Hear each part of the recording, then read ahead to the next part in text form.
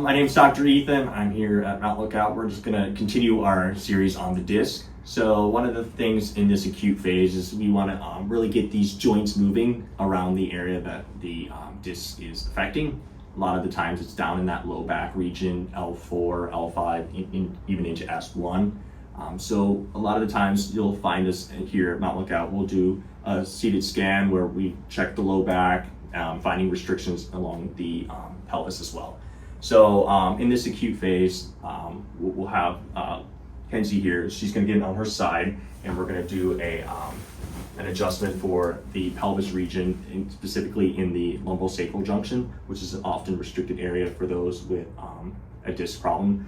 Now, we want to make sure she's able to tolerate these adjustments. So often we'll set the patient up, and if they're able to tolerate the adjustment, we'll often go through it, but we also have different ways to adjust a patient that's more acute or more inflamed or in pain. So this adjustment here, the patients will lay on their side.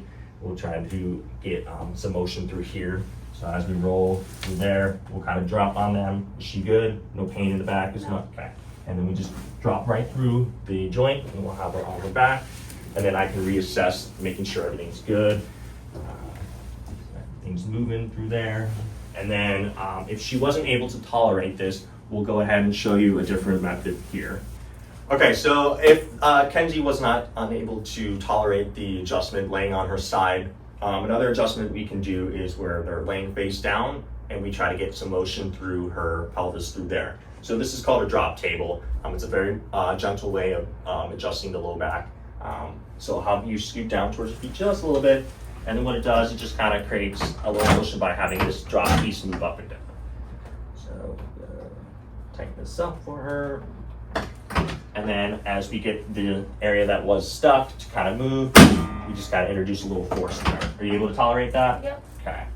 We just do that a couple times to get the motion they need. So, and another thing too is we also want to create a little bit of movement through her low back as well by getting some of those muscles that are often tight as they want to guard the low back from moving in certain positions. Now that we've got the movement we want to make sure the back continues to move, and the way that we can do that is by doing some flexion distraction techniques.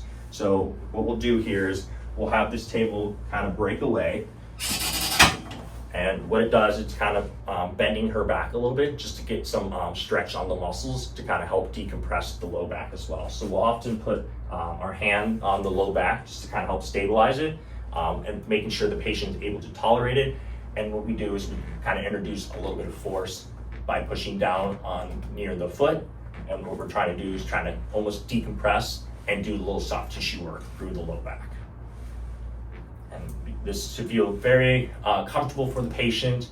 Often we go up to patient tolerance, understanding we're not trying to provoke any pain, but try to help reduce it as well.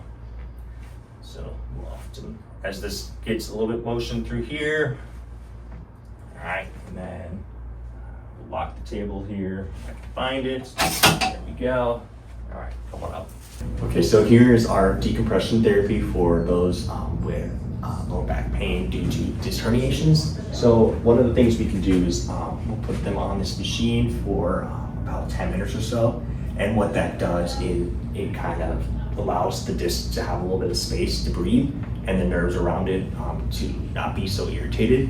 So what we'll do is, based on the patient's size and weight, we'll tailor the machine to that person to pull at a certain weight for about 30 seconds, and then bring it back down to another weight, and it just cycles.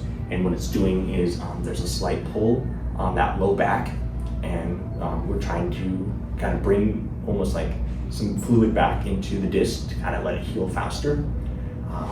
And the biggest thing is we want to make sure the patient is ready for the decompression therapy too. So a lot of times doctors will try to get the back moving before they put a patient on traction, but it obviously depends on the patient's condition and where they are in the recovery.